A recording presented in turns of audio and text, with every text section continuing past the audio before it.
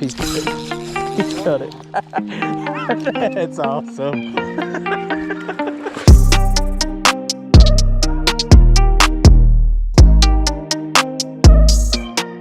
All right, guys. Hey, welcome to another episode of our TNCBA recap show. It's been a little while, so we're going to be covering two tournaments. We're going to be covering Watauga and Holston night tournament, and then we're going to be previewing our upcoming event on Boone Lake. Boone Lake's going to be an interesting one. The lake has finally come back to us. It's been 7-8 years since we've seen this lake above higher than 30 feet below its average. So it's going to be an interesting one. But we're going to start out with Watauga. Kelsey, we visited Watauga in the first part of June, June 5th. Weather been really mild. So like water temperatures were up in the upper 70s, but not really where you'd expect them to be. So the water was different. The lake was fishing a little bit different. I think a lot of those fish had just kind of moved off of beds or still hanging around. And Kelsey here, him and his dad Some were still hanging around them. And Kelsey and them even found some fry garters. So Kelsey, I'm gonna let you take it away. You talk to us about your day, talk to us about what you kind of keyed in on and how you put together the win there on Watauga. All right. So first thing in the morning, we pulled into a small pocket that's not too far off of Main Lake. So I mean, close to deep water was one of the things I was wanting to focus on, staying close to deep water because I know those fish are probably moving out. And timber was one of the main things that we focused on, and that's where we found a lot of our fish. So I started off in the morning throwing some top water, throwing a pop bar, throwing the P71 pop bar in a bone color, and that's where we picked up a few of our first initial fish. I caught one in the back of that pocket. There were actually some trees over deep water that were just floating right out there in the middle of the pocket. And I caught our first one right out of in between two trees that were right in the middle of the pocket. And then as the topwater bite slowed down that morning, I picked up a spinnerbait. This one right here, actually. Yep. And threw it around that timber, and they were still really active, and some were still coming up and busting on it. I just couldn't get them to come up and bite the topwater, so got them to bite that spinnerbait. And then later on the day, as the sun got up, which was where we started really catching some of our fish, we had to really finesse it because the bite got tough and really slowed down.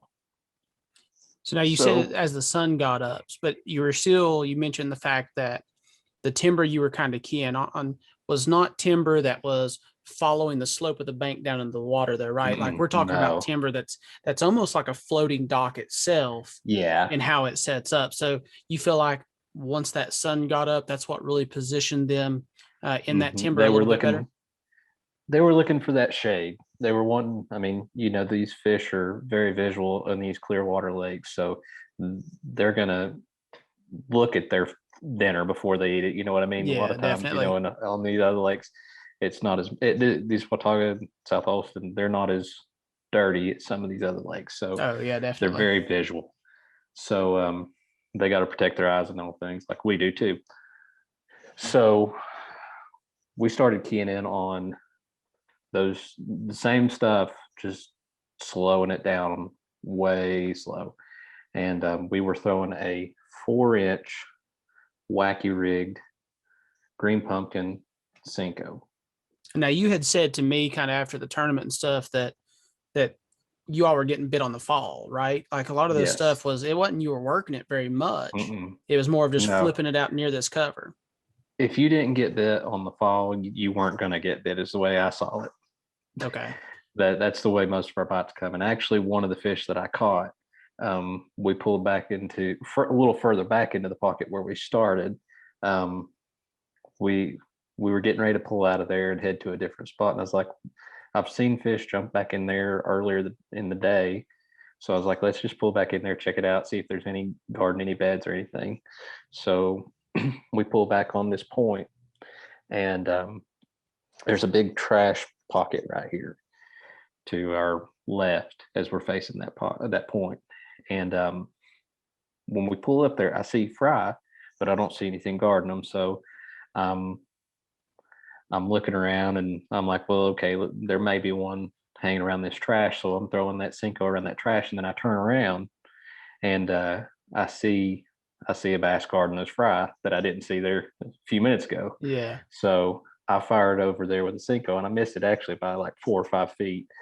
And I was like, well, shoot, I better reel that back in. But Dad said no. He was watching it, and you see that fish just dart towards it. And next thing you know, I hook it, and it's a 368, I want to say, Yeah. largemouth.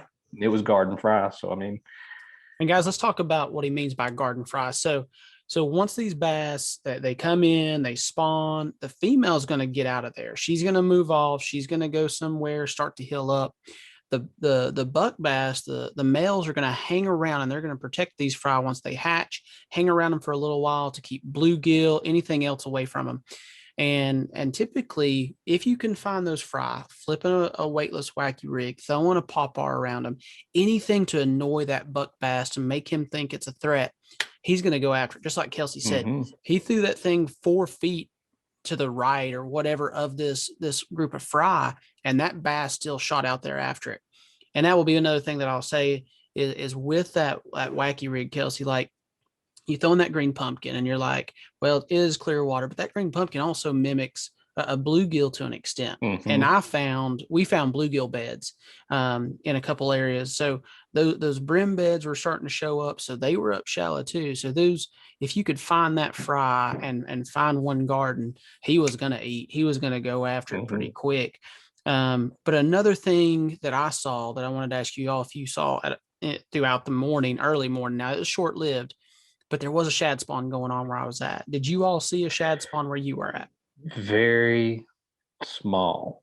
Okay. It wasn't very long lived or anything like that. I mean, you just see them come up and see a little flicker, and that was about it. I mean, it didn't last very long at all. Okay. And but see, we did see some. In the place where we ran up towards Pioneer Landing, we got on some riprap around some floating docks, and it was actually pretty good for a short period. And we got bit on topwater early, similar to what you were doing. We were throwing a popper style bait, but I had a hard time hooking up. And our second place team, Hank Howard and Justin Reagan, they had some instances like that too with topwater in the morning. They said they lost some really key fish early.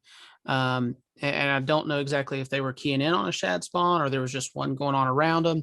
But they lost some fish. It just really seemed like those fish they weren't getting the bait really, really well. And we caught most of our fish super early, and then it was tough for us the rest of the day. But you all found that key of slowing down with that weightless rig.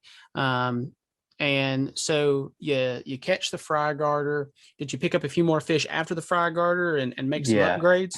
So after that, I want to say that one made our 5th fish. So we had 2 spots, one just over 2 pounds, and then another one that was like 177 via the Connect scale. So we knew our smallest fish we need to get rid of. So we were searching for that big one. It come later in the day. It took us till about the end of the tournament. Really, we had about 40 minutes left of the tournament, so about 20 minutes left to fish where we were at. And I found we had moved, went back into a pocket, and we were fishing a certain little cut, and we weren't really feeling it. So we jumped across, looked over across the bank and said, hey, that looks pretty good. That looks similar to what we've been doing, deep water, a lot of laydowns. And we fished up that bank a little ways, made it to another little cut, and I threw in there with that Cinco again, and caught our last keeper, which was just a little over 3 pounds. Or not our last keeper, but one that culled. Yeah. So, and that bumped you all up right at 15 pounds, right? We had 1491, so just shy of 15. And we had talked about when we were previewing that lake that we thought somewhere around 15 would take it. And we know there's some big fish swimming in there, but of course, post spawn things are fish are finicky, and I'd talked to you about midday there, maybe a little bit later in the day, and told you like I had seen some good fish, but they'd come out on like a glide bait and they'd just look at it and they'd get out of there. So they were not playing real easy when it came to trying to get those bigger fish to bite. So me and Dad had basically put together just an average limit. We had a couple small ones, and we ended up one of our fallbacks. And guys, this is always a good fallback on pretty much any lake, though. But bridges. Once these fish are post spawn, that bait starts to somewhat migrate out in certain places.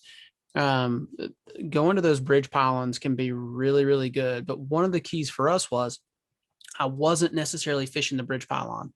And what it is when that sun is up, but not directly overhead, that whole bridge and that pylon will cast a shadow out away from itself. And the first one we caught, unfortunately, I didn't get it on video, but the first one I caught, I'm actually throwing out way past the bridge pylon and fishing through the shadow when I get bit. And then we catch one off that pylon, we move over to the other pylon, and it's kind of the same deal. I'm watching that bait on the Panoptics, but they're staying inside of that shade. So it was really neat to see. But again, you've got to make adjustments. When it comes to May, you've got fish in a lot of different phases. We saw them in spawn, post spawn. You've got bluegill that are bedding. You've got the shad that are spawning. So there's just so much going on. But I think the biggest thing we see is on a place like Watauga, it happens time and time again. But in May and June, you get around docks, get around laydowns that are sitting on top of the water. It's about that cover that sticks out there over deep water and gives them some shade to get under. And if you can find that, you're going to find some fish. Not only is it shade, it's a good ambush point for those fish too. I mean, they're hid. They don't, the bait fish don't know what's coming. Oh yeah. You know? So that's the kind of stuff to key in on, guys. So my advice to you on Watauga is once you get into that May or June time frame, look for those laydowns. Again, not running down the bank. We're talking about stuff that's sitting on top of the water, sticking out. Look for the one that's sticking the furthest out. And you might be like, well, I'm in 50 foot of water. It doesn't matter. Okay. I'll say this. One of the little spots that we had a small flurry was one tree. I know Dad caught like 2 or 3 fish out of one tree in the same spot. He would just drop that worm right there and boom, catch one. And see, I think Watauga, so like Douglas, we're out there graphing points and we're looking for these long points. I think those docks and those trees act like the points on Douglas. They school up in the ends of those trees, or they school up on certain docks. And I mean, the lake's so deep, I mean, Douglas, you can only go so deep. And then this lake, we're looking at places that are over 100 feet deep. Oh yeah, well over. And so guys, think about it like that. Think about those floating trees. Think about those docks as those points and those different humps that those fish would pull up on some of these lakes, because they will school up underneath there. And so you've heard it, a popper, topwater style bait, a spinner bait, and then switching up to something weightless. And it seems like that all of those things played for our top 3, for Kelsey and his dad, for Justin and Hank, for me and Dad. It's kind of the same game plan from all 3 of us. So let's shift gears now and move into my most hated discipline of everything we do all year long. You could go into the dark. Oh, go into the dark, man. Like you could put me out there and it'd be 35 degrees all day long from start to finish. And I'd be happier and more comfortable than fishing at night. So we move away from Watauga. That was our 5th tournament. We're getting ready to fish our 6th tournament on Holston that we're going to talk about now. It's our first night tournament. We're fishing 8 p.m. to 3 a.m. Okay, guys. So just to kind of set the tone for y'all, it finally warmed up. Water temperatures are getting up there. I will say that we still found shad spawning again. In this case, later on into the night and stuff. Kelsey and his dad finished up 2nd, had an awesome tournament. They're really starting to set the tone and pull away there in the team standings on the year. Tim Newland and the Newlands won the tournament, and it was tight. What was it? It was like 7. They had 769 and you all had and 762, So I mean, it was super tight. And then Pope and Olinger, which I didn't get a chance to talk to them, they had 755. So guys, we're talking about the top three separated by just a little over a tenth of a pound. Okay. And it was super, super busy out there that Friday night. We had another big tournament going on. There was one time me and Dad got over towards the dam when we were running back towards the spillway. And I looked back, and maybe it was when we were coming back from the spillway, and it was just there was just lights everywhere. Yeah, I mean, it looked like Christmas. Yeah, it looked like Christmas. Every single bank had somebody fishing on it, so it made it real tough. But you finished up there top two, so I'll let you go ahead and take this one again. Talk about kind of what y'all did, what your game plan was going into it, and we'll spend a few minutes here talking about how Holston played out for us. All right, so what we do is what we normally do. We go out there and fish our same spots. I mean, they've been good to us. I mean, really, it's deep water, hard bottom, and there is some timber on some of these spots. Same thing as what you're looking for, like we did on Watauga. Went out there, tried first thing, really, throwing my top water, spinnerbait, stuff like that.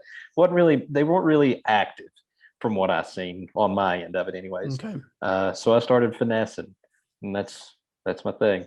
So I actually caught our first keeper on a 4-inch finesse worm, Texas rig, like I would normally throw in the spawn. It's good. It's just a good bait to throw up there at all times, really. It's a green pumpkin, red flake, 4-inch finesse worm on an 1/8 ounce. Now, what time would you say this was that you caught this first keeper? I caught the first keeper before dark, and it was just before dark. So I'd say it was probably about 8:45. Okay, because I was kind of wondering how other people's right before dark went. We ran back into a creek and tried to kind of power fish, crank a little bit, top water, and the back of this creek, I mean, it was just dead. I mean, there was no bluegill, there was no life whatsoever. So I was just kind of wondering what other people's leading up to dark, because usually some people will pick up one, maybe two key fish right there before it gets dark. Yeah, leading into the night. I'll say this: our first two keepers came within the first hour and a half of the tournament. Okay. So I caught one just before dark, and then I caught one just after dark. But both of those came on the worm.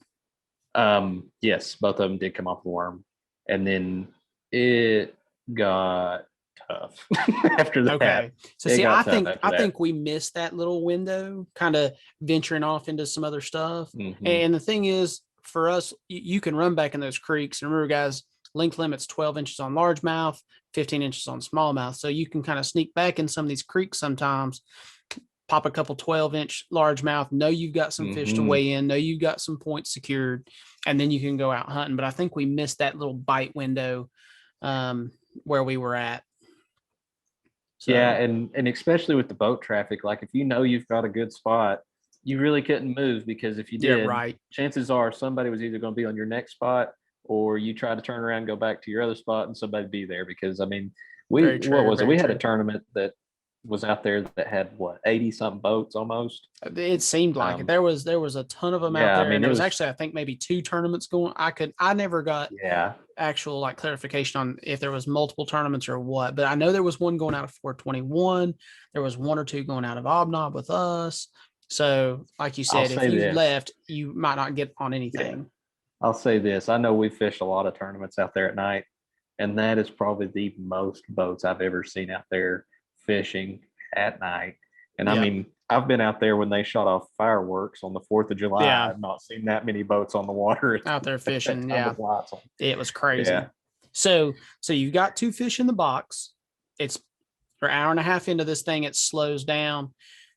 When did you end up catching your third keeper, and did you all cull any fish, or was it you got the 3 you got and that's it? We did not cull this tournament. Okay. And I'll be honest with you, coming down to the end of it, I was nervous, because I mean, Dad and I normally do well on the South Holston Night Tournament. I mean, it's just been one of our favorite tournaments that we fish, and I mean, we normally had the potential for some good fish. And I mean, just going off the past that we've seen and what we've seen takes to win some of these tournaments.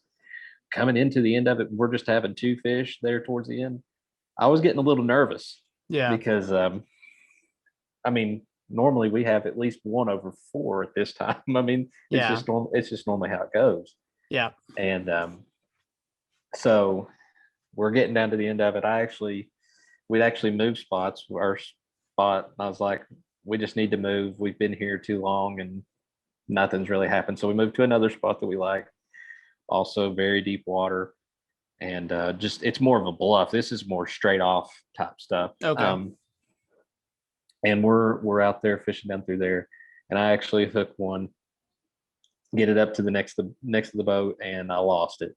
It straightened out my hook, Ooh, and ouch. I mean I saw it. I had my light on and everything. I knew it was a keeper, and so I kind of got really discouraged after that. And then probably about 5 minutes later, Dad catches one. That's our third keeper, and that was probably with a little over an hour and a half to go in the tournament. Okay. So So after midnight though. yeah, Okay. yeah, it was.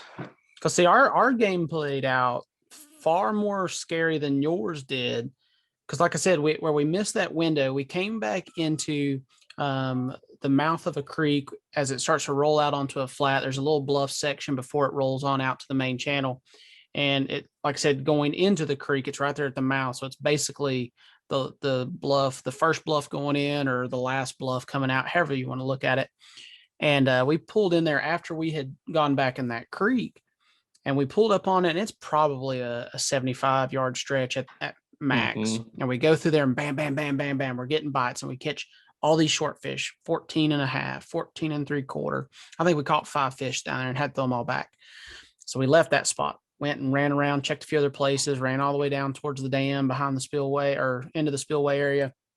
And it was dead down there too. I mean, not a single bite. I was like, dude, we've only got bit in one place. And we run all the way back down there towards 421. We pull in, and I swear it ain't 2 casts on that bluff. Donk. There's the first keeper. Put it in the box. And this is after midnight. So we have 0 in the box after midnight. I'm freaking out. I'm like, one, I wanted to be asleep anyways, but now I'm like, now we're going to 0 this thing. And I've also been up here all night. My wife's going to be like, so really you just wasted a whole night and you didn't catch anything. You should have just stayed home. You should have just stayed home. Those dreaded words. Don't you love those words, Kelsey? Yeah. You should have just stayed home. No, I can't catch nothing at home. Apparently I can catch the stomach bug though. Puke my guts up. True. That's the only thing I can catch while I'm here. But so we get down and don't first keeper. Get that one all fixed. Of course, retie because I'm throwing monofilament and it's just a mess after one bites on a Ned rig. Of course, like I said, I'm really bad about not changing up a lot at night. I like to finesse like you at night. I'm going to pick up that Ned rig. I trust it. I got some confidence in it. So I was throwing a green pumpkin Ned rig, going down this bank, get it retied. And I don't know if I caught the first one or Dad. I don't even know how it broke down. But then we went probably 5 more yards. Donk. There was the next keeper. Went on down that bank a little ways further. Donk. There's the third keeper. And that happened in a 45-minute stretch there, basically, of bam, bam, bam. There's our limit. And I had a couple pull off. Like I'd set the hook into them and you feel them for a second, but it's kind of like that spawning deal again, where they bite down on it so hard. I don't think I ever had them hooked. I think they just were biting down on the Ned head and then they'd let it go. But I can't say that we had, I can't say that we had anything that would have kicked us up there and done anything special or made us jump. I mean, we had a little over 6.5 or something, 6 3/4. So one kicker fish could have made a huge difference. Oh yeah. So I mean, it's like it was so tight. Everything was tight there. Going into this one, I was actually going to share my screen here and take a quick look and see what we got here as far as results. All right, that's Watauga. So let's jump over to Holston and see what we had here.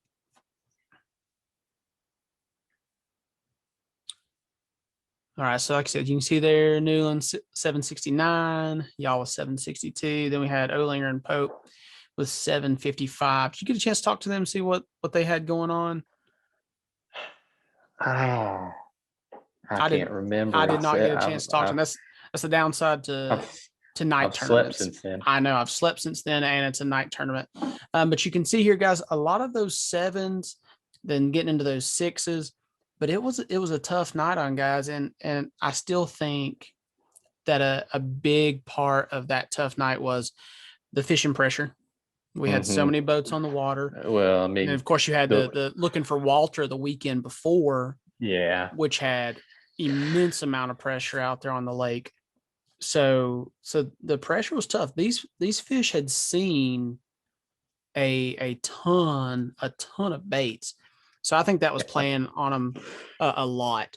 And Kelsey, let's go ahead and talk about the top six right now, man. So it's like, ooh, see how this is it's tight. this is It's playing tight out. It's too. playing out real tight. So you can get a picture of just our top six here, guys. So like Kelsey's leading with 245. I'm in second with 244.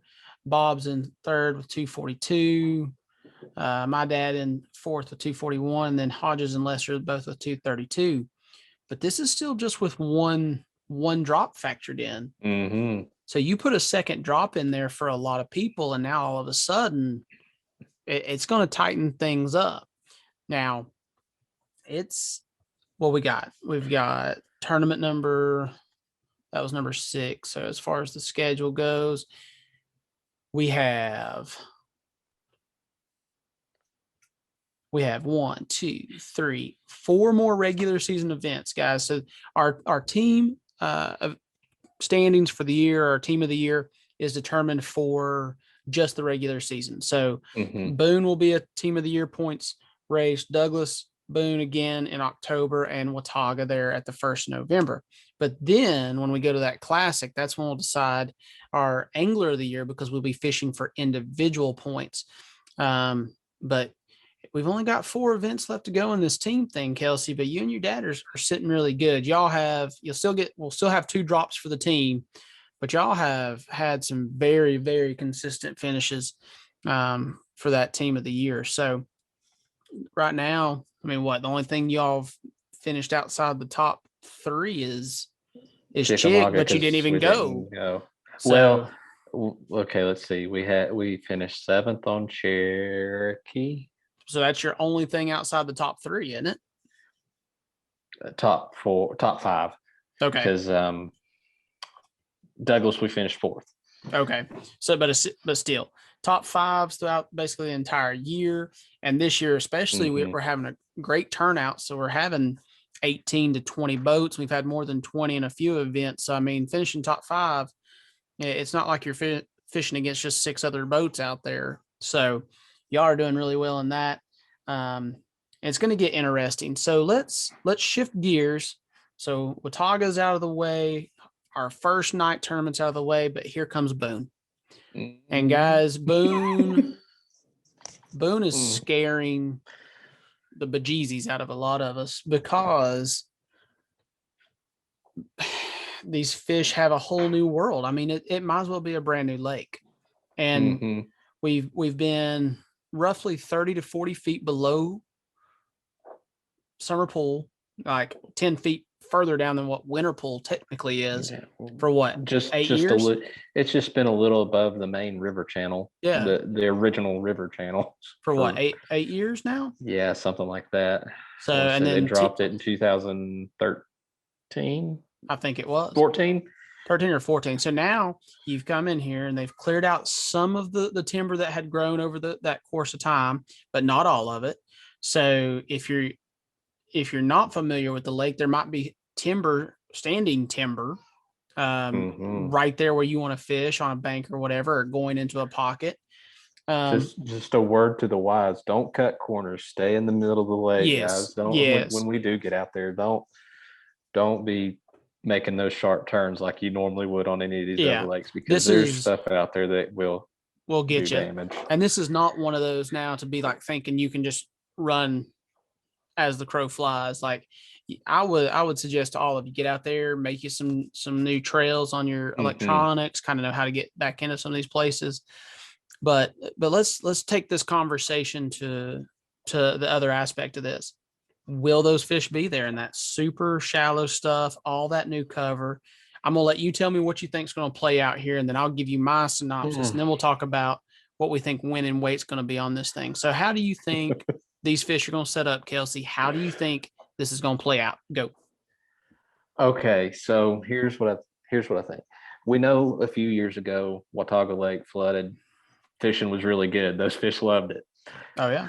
But I don't know about these fish on Boone Lake. I mean, they threw us off when they first dropped the lake. It was really tough there for the initial start of it. It didn't get good for like a year, and then there for a while it was really good, and then it dropped off again, and it just went bad again. Yeah. So I mean, I'm really not sure. I'm thinking there's probably going to be some moved up shallow. What I plan on doing is staying out of that shallow water because I've got a few places that I feel like they're going to be clean. One, Yeah. I think it's going to be an expensive tournament. A lot of people are going to lose a lot of baits. Would agree. Would agree. I just think it's going to be a different tournament. My plan is to kind of stay in some of these deeper areas. It's hot still. I mean, even though although the lakes come up, I mean, it's still hot out there, and I mean that water temperature is going to be high. I think those fish are going to be relating towards deep water. Their summer haunts, like they should.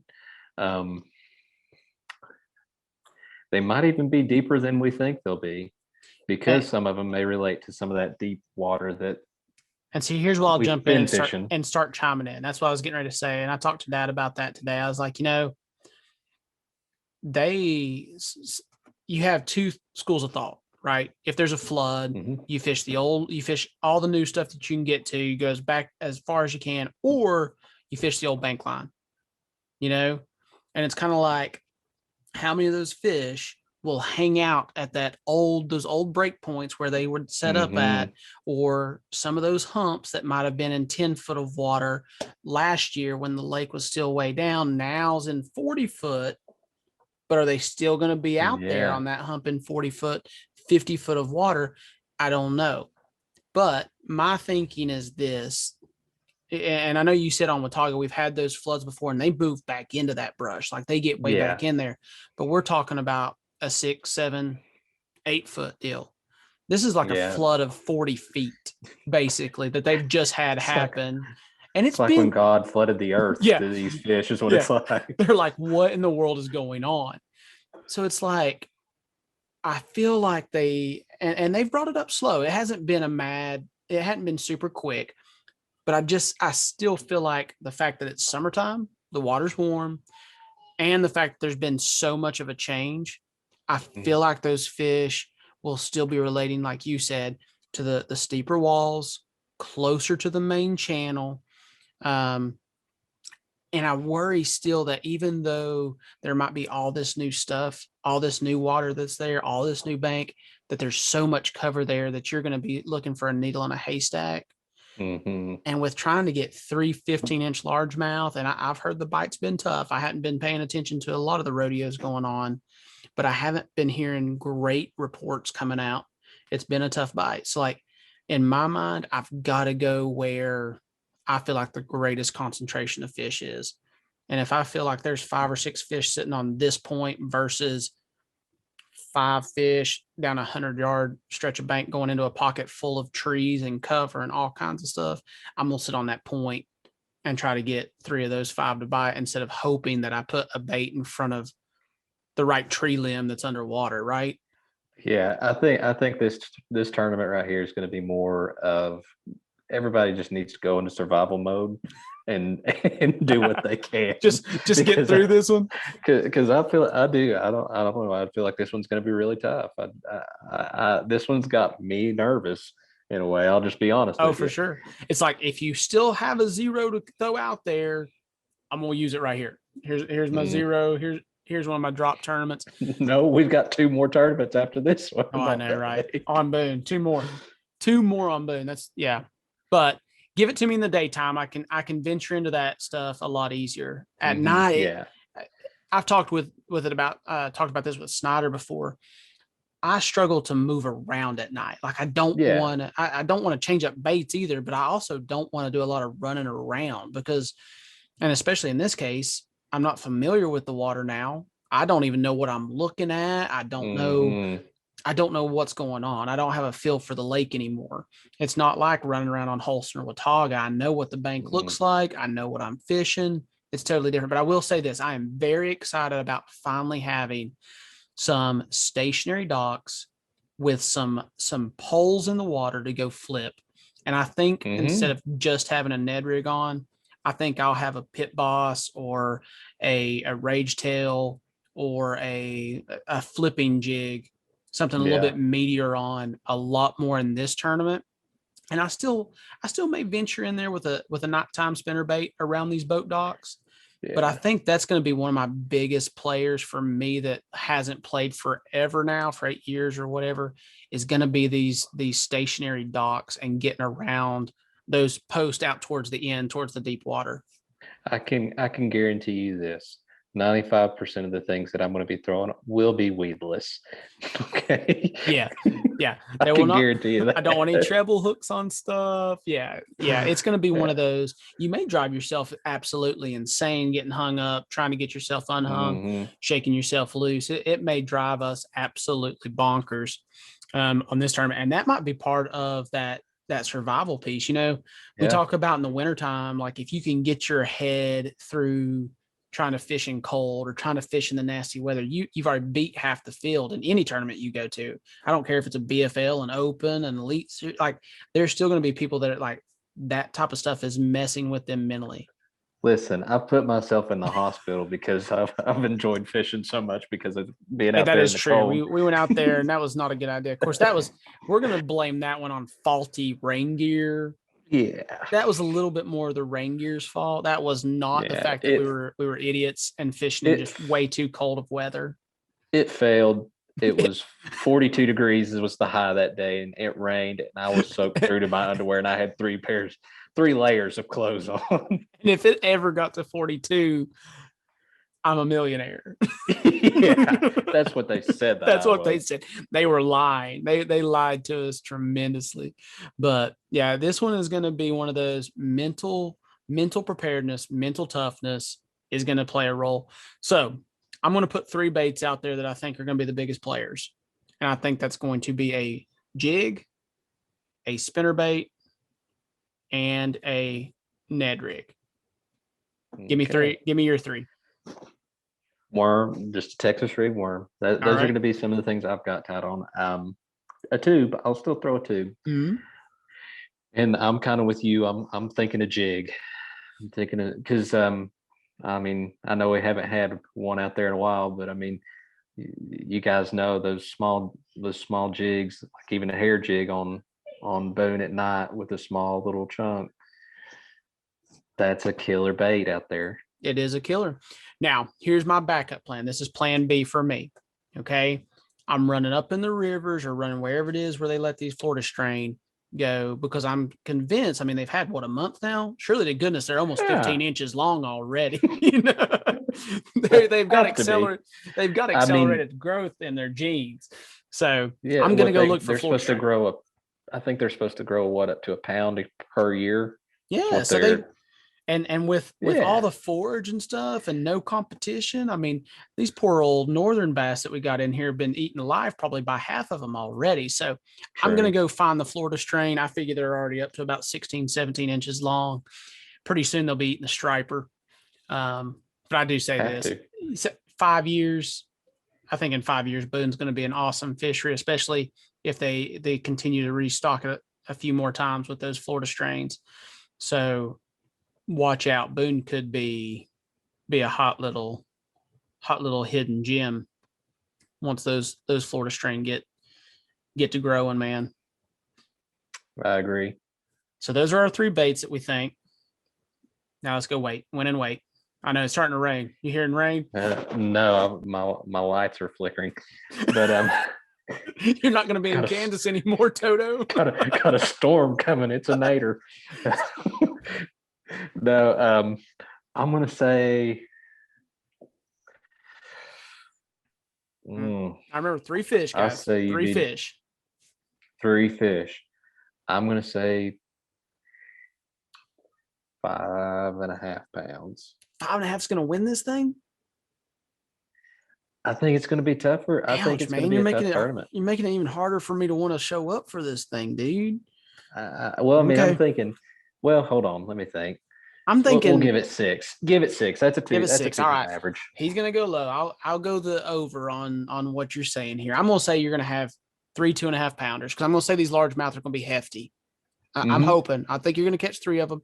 I think they're gonna be hefty. Of course, Boone's also good enough that you can weigh 3 smallmouth in and do really well too. But I think a 2.5 pound average. So I'm gonna go ahead and say 7.5 again, maybe 7 to 7.5. I'd love to think somebody might knock out like another 5. You had Mark and Steve that had that 5-pounder at Holston. If they could have put a couple more with that, like you could have a really good bag out of nowhere with a kicker like that. But I think 7 pounds, 7.25.